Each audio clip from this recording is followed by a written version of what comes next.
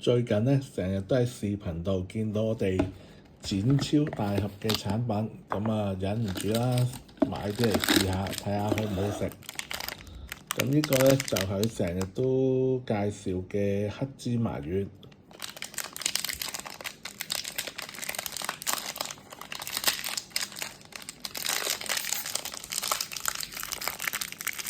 開咗呢，就好似比上網睇到就細粒少少啦。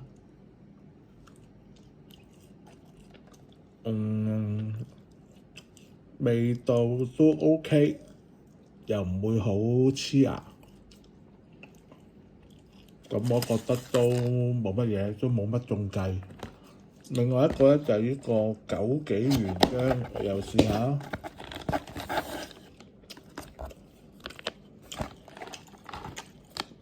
就係咁嘅樣嘅，咁就睇下咩味道。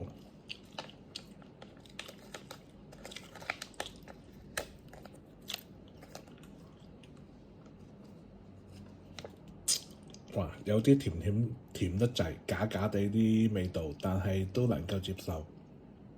咁啊，如果係佢所描述得嘅都係好有益嘅，咁都當冇中伏嘅。咁大家如果有興趣都可以試下買，並非廣告，我都係睇視頻睇太多，買嚟試下啫。